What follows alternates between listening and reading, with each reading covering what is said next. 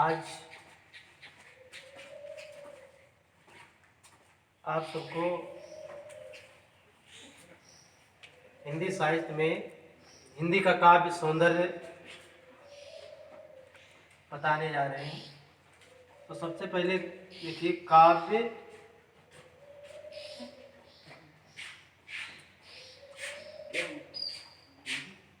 सौंदर्य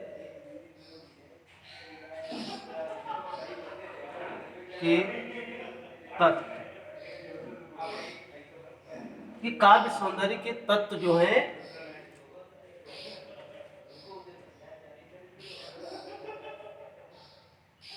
वो कौन कौन से हैं, उनके बारे में बताएंगे। तो काव्य सौंदर्य के तत्वों में पहला तत्व होता है रस।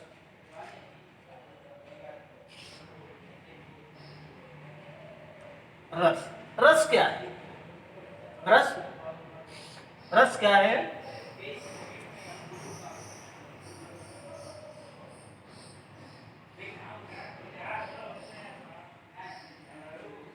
कविता पढ़ने अथवा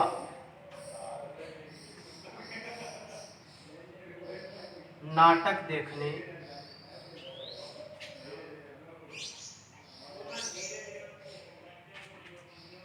कविता पढ़ने अथवा नाटक देखने में जो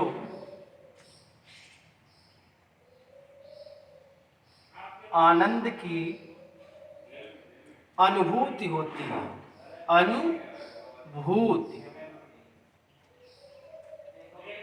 होती है, उसे रस कहते हैं। रस कहते हैं। कविता पढ़ने अथवा नाटक देखने में जो आनंद की अनुभूति होती है उसे रस कहते हैं। रस कहते हैं। और रस के प्रकार, रस कितने प्रकार के होते हैं? रस के प्रकार। रस के प्रकार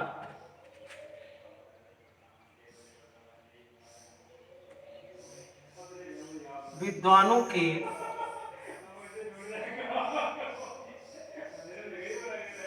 अनुसार रस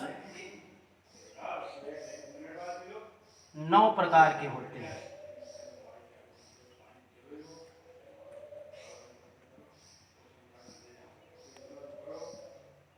विद्वानों के अनुसार रस 9 प्रकार के होते हैं। रस कौन कौन से हैं देखिएगा। रस, पहला रस है श्रृंगार रस। इसका स्थायी भाव जो होता है, स्थायी भाव रति। श्रृंगार रस का स्थायी भाव रति। दूसरा है वीर रस। इसका स्थायी भाव होता है उत्साह। तीसरा रस होता है करुण रस।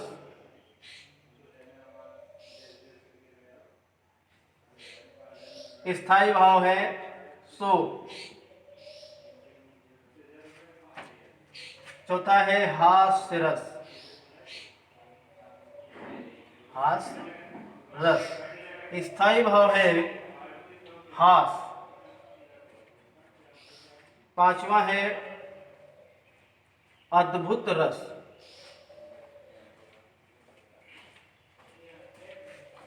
स्थायी भाव है विस्मय। अगला है भयानक रस। भयानक रस और इसका स्थायी भाव है भय। भयानक रस का स्थायी भाव भय।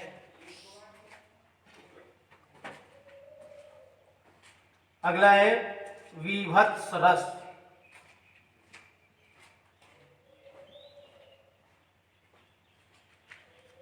इसका स्थायी भाव है जुगुप्सा।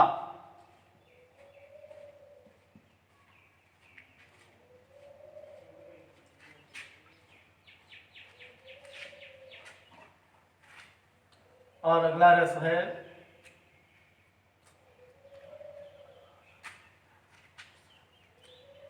शांत रस। शांत रस स्थायी भाव है निर्वेद।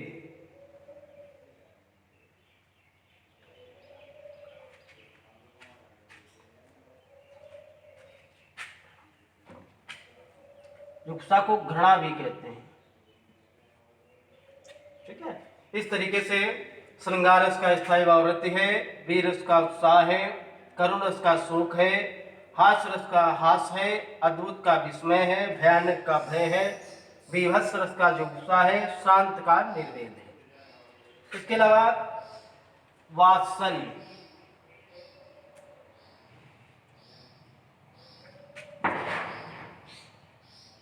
इसके अलावा है रौद्र रस। इसका स्थायी भाव है क्रोध।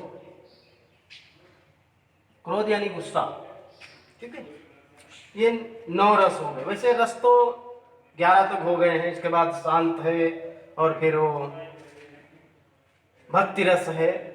11 तक हो गए, लेकिन 9 रस बताएंगे आपको। देखिए, अब इसके बाद में लेते हैं पहला रस। पहला रस लिया हमने श्रृंगार रस। श्रृंगार रस। श्रृंगार रस क्या होता है? श्रृंगार का मतलब होता है जिसका स्थायी भाव होता है रति। रति है, इसका स्थायी भाव रति है ना, रति। तो यही रति नामक स्थायी भाव विभाव, अनुभाव तथा संचारी भाव से जब संयोग करता है तो वहां पर श्रृंगार रस की निष्पत्ति होती है। देखिएगा, जब रति नामक स्थायी भाव विभाव, अनुभाव तथा संचारी भाव से संयोग करता है, संयोग करता है, तो वहां पर श्रृंगार रस होता है। श्रृंगार रस होता है। जब रति नामक स्थायी भाव विभाव, अनुभाव तथा संचारी भाव से संयोग करता है तो वहां पर संयोग श्रृंगार रस होता है। इसके बाद में उदाहरण क्या होता है? और विद्वानों ने बताया कि श्रृंगार रस के 2 भेद होते हैं, यानी श्रृंगार रस के 2 भेद होते हैं। 2 भेद कौन कौन से हैं? देखिए, नंबर 1 संयोग श्रृंगार,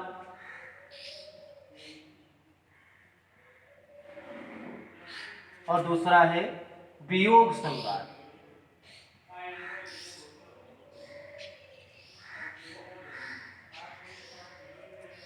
संयोग श्रृंगार और वियोग श्रृंगार, ये 2 भेद होते हैं श्रृंगार रस के। अब देखिए, संयोग क्या है और वियोग क्या है।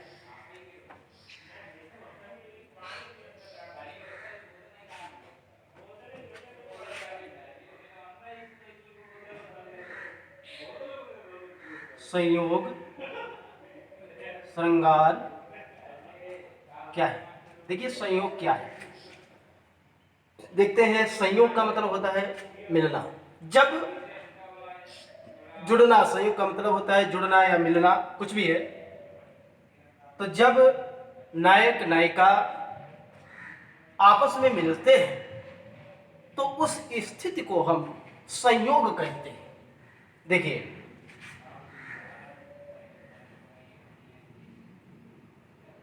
जहां पर नायक नायिका के मिलन का वर्णन किया जाए, नायक नायिका के मिलन का वर्णन किया जाए, वहां संयोग श्रृंगार होता है।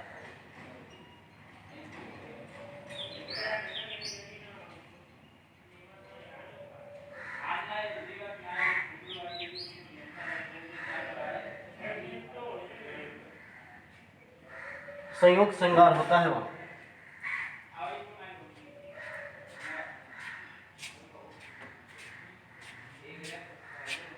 अब इसका उदाहरण देखते हैं। उदाहरण क्या है, कहां से लेते हैं इसको?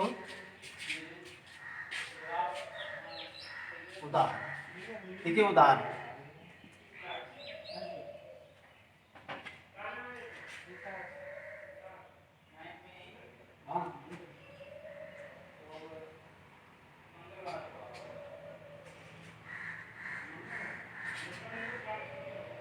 उदाहरण में कई उदाहरण हैं, जैसे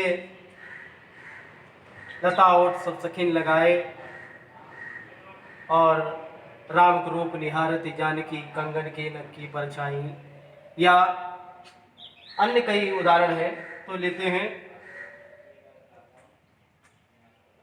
राम को रूप निहारती जानकी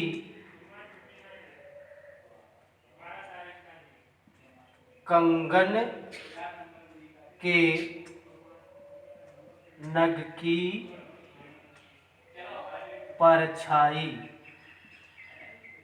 याते सबे सुधी भूली गई, पलटे की रहे, पलटे की रहे, पल टारती नाही।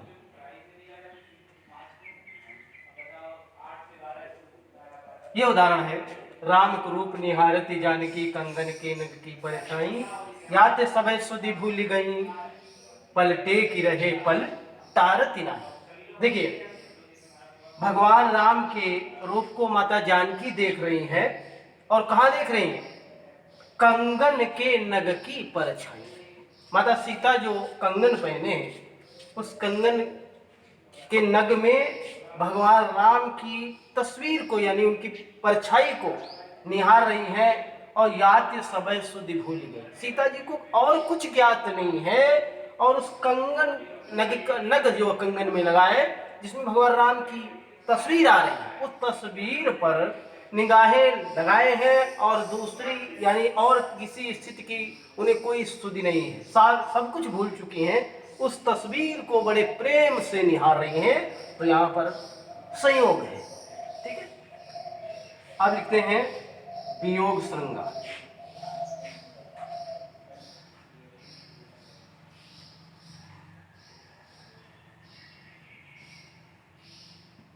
वियोग क्या है? जिस तरीके से नायक नायिका के मिलने पर संयोग होता है, उसी तरीके से जहां पर नायक नायिका के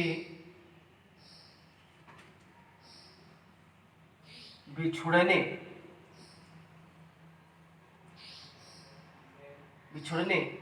पर जो वर्णन किया जाता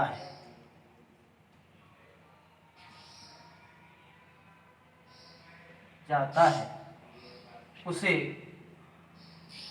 वियोग श्रृंगार कहते हैं।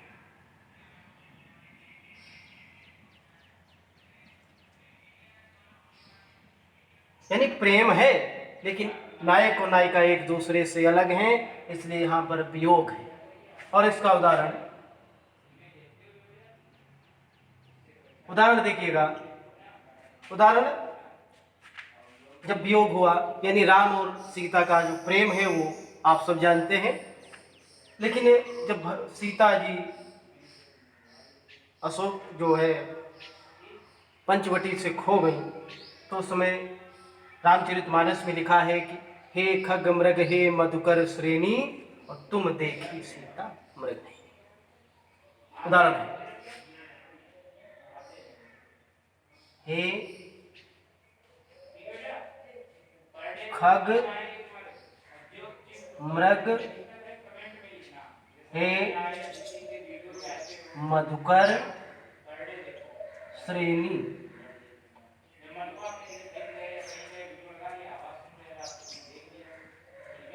तुम देखी सीता मृग नहीं। ठीक है, ये हे खग मृग हे मधुकर श्रेणी, तुम देखी सीता मृग नहीं, ये वियोग श्रृंगार का है। जिस समय सीता जी खो गई, तो भगवान राम खग मृग यानी पक्षियों से, मृगों से और भौरों से ये सब पूछ रहे हैं कि हे खग मृगों मधुकरों, तुमने क्या सीता को देखा है? मेरी सीता जो मृगनयनी है उसको आपने देखा है? तो यहाँ पर जो है वियोग श्रृंगार है।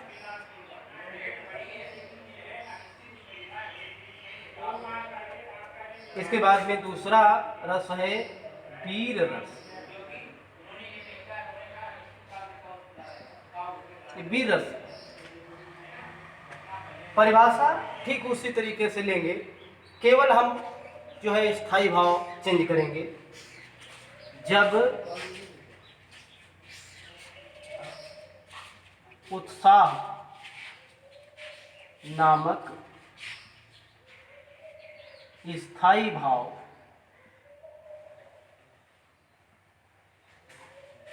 विभाव अनुभाव तथा संचारी भाव से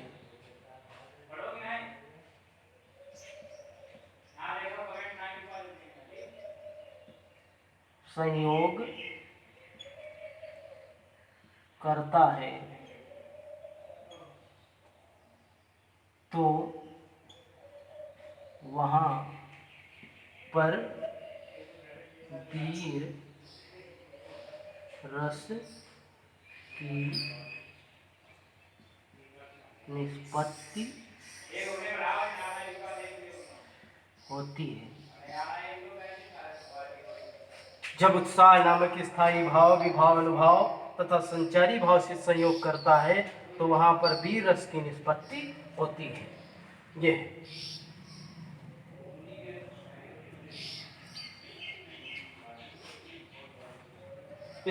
इसका उदाहरण देखते हैं।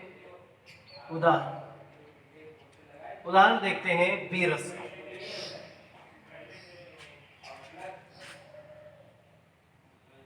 चढ़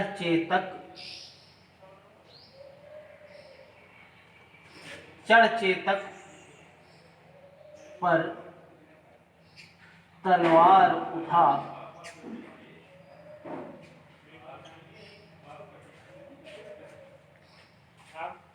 करता था भूतल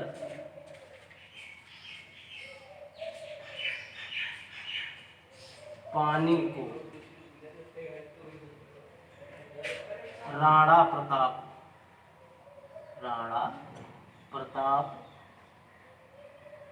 सिर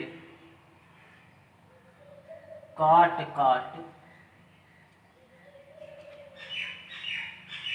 करता था सफल जवानी को।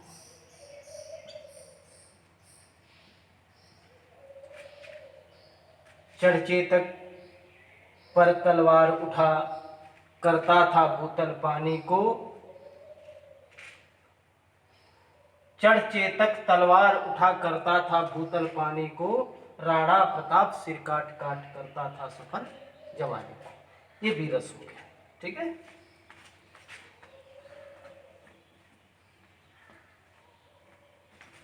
इसके बाद में आते हैं करुण रस। करुण रस, करुण रस क्या है? जहां पर कोई इष्ट मित्र या दुख की बात की जाए, क्रोध जो है जहाँ पे दुख की हो, विषाद की बात की जाए, वहाँ पर करुण रस होता है। परिभाषा है, जब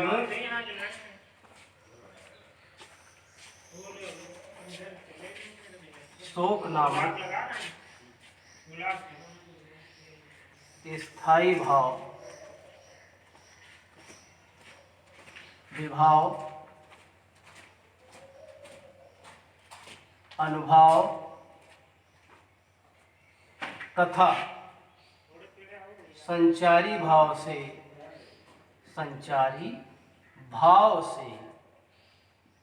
संयोग करता है तो वहाँ पर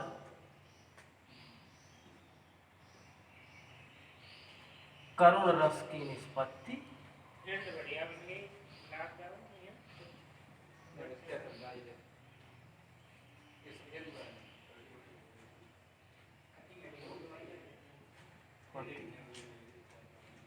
उदाहरण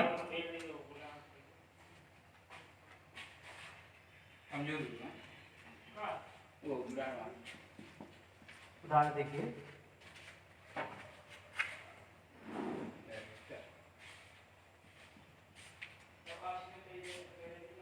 मणि खोए भुजंग सी जननी अनसा पटक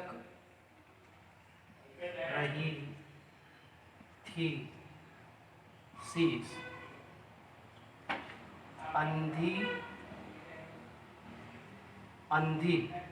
आज बनाकर मुझको किया न्याय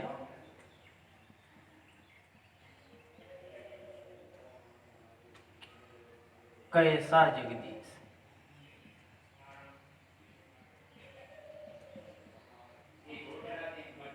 मणि खोए भुजंग सी जननी फनसा पटक रही थी शीश, अंधी आज बनाकर मुझको किया न्याय कैसा जगदीश।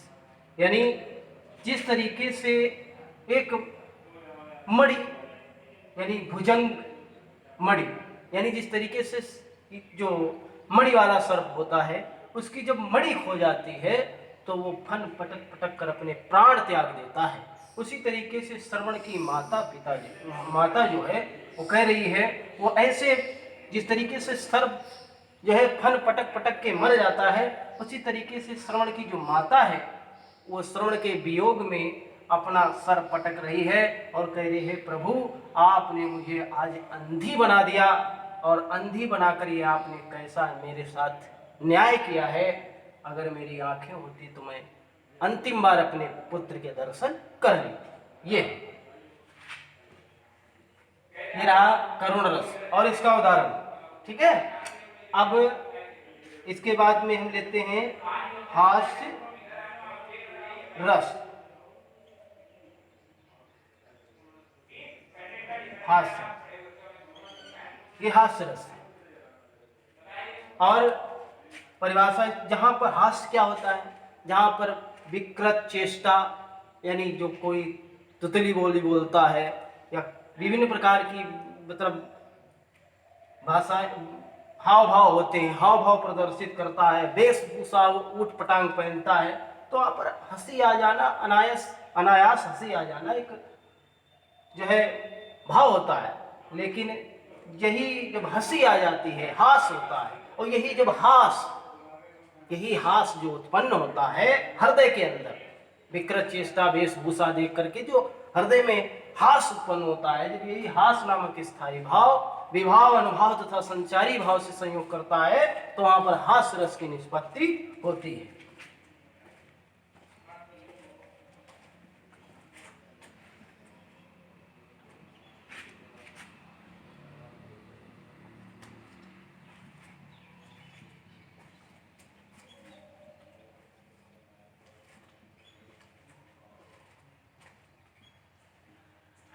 विकृत चेष्टा वाणी वेशभूषा को देखकर हृदय में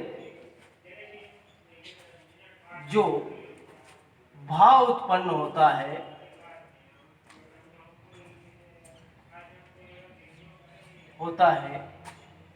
उसे हास कहते हैं। हास कहते हैं। जब हास नामक स्थायी भाव, जब हास नामक स्थायी भाव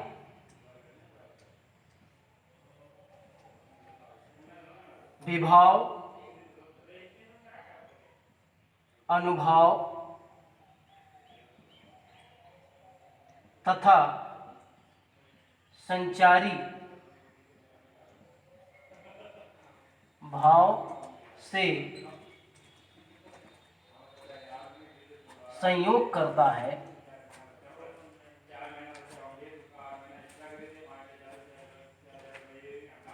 तो वहां पर हास्य रस की निष्पत्ति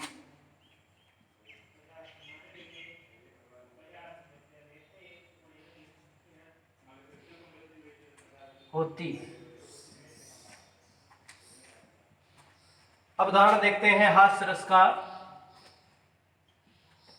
हास्य रस के कई उदाहरण हैं, जैसे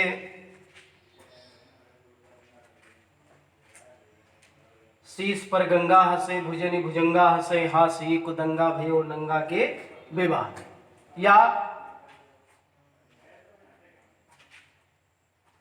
बिंद के वासी उदासी तपो व्रतधारी महाबिनु नारी दुखारे गौतम तीय तरी तुलसी सुकथा सुनि भय मुनि वृंद सुखारे और हुई है शिला सब चंद मुखी पर से पद मंजुल कंज तिहारे और की निभली रघुनायक जो करुणा करी कानन को पगु धारे।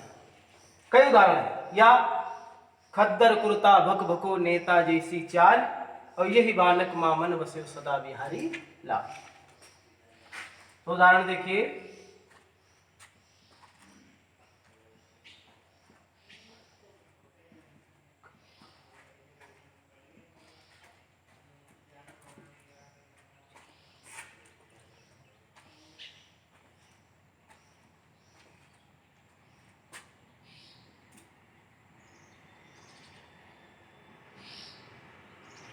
शीश पर गंगा हंसे भुजनी भुजंगा हंसे हास ही को दंगा भयो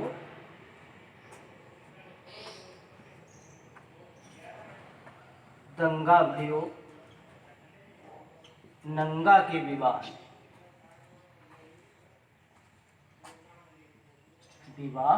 में। भगवान शंकर की जब बारात जा रही है तो उस बारात को देख करके जो उनके सिर पे गंगा जी हैं वो खुद हंस रही हैं और बाहों में जो सर्प लटक रहे हैं वो भी हंस रहे हैं। यानी जो जहां देख रहा है वो भगवान शंकर के रूप को देख करके, उनकी बारात को देखकर जो जहां है वो वहीं हंस रहा है। ठीक है, ये उदाहरण है हास्य रस का। इसके बाद में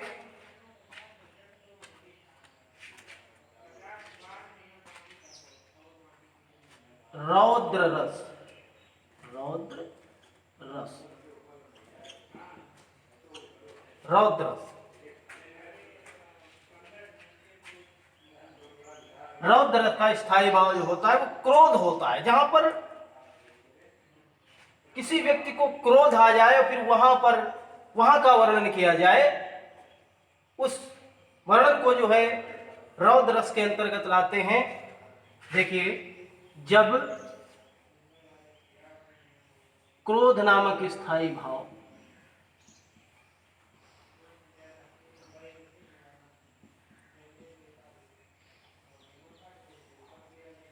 क्रोध नामक स्थायी भाव विभाव अनुभव तथा संचारी भाव से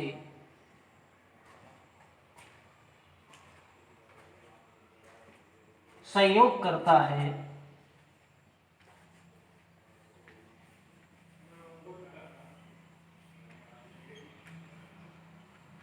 तो वहां पर रौद्र रस की निष्पत्ति होती है। रौद्र रस की निष्पत्ति होती है। उदाहरण, जब क्रोध नामक स्थायी भाव विभाव अनुभाव तथा संचारी भाव से संयोग करता है तो वहां पर रौद्र रस की निष्पत्ति होती है। उदाहरण में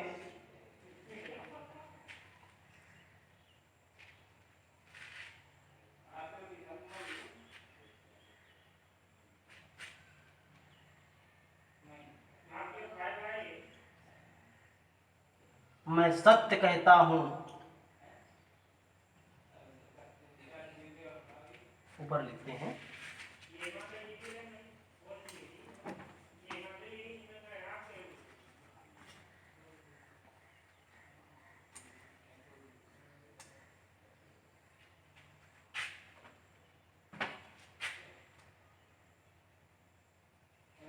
उदाहरण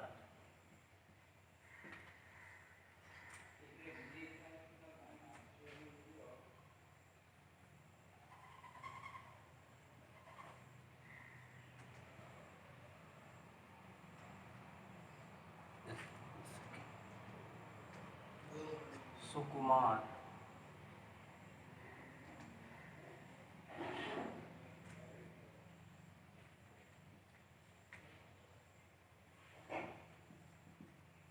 यमराज से भी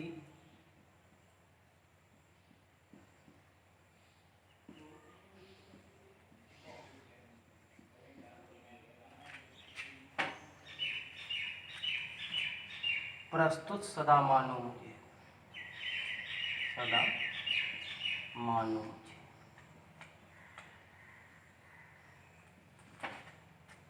है और कि तो बात क्या, मैं गर्व से कहता नहीं, मामा तथा निजतात से भी।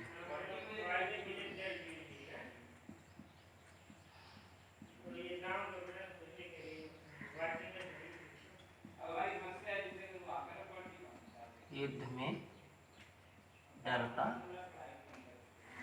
नहीं। ठीक है, मैं सत्य कहता हूँ, सके सुकुमार मत जानो मुझे, यमराज से भी युद्ध में प्रस्तुत सदा मानो मुझे। और की तो बात क्या, मैं गर्व से कहता नहीं, मामा तथा निजतात से भी समझ में डरता नहीं। तात, ठीक है, ये उदाहरण हो गया बेरस का। ओ सॉरी, क्रोध जो है रौद्र रस का हो गया। ठीक है,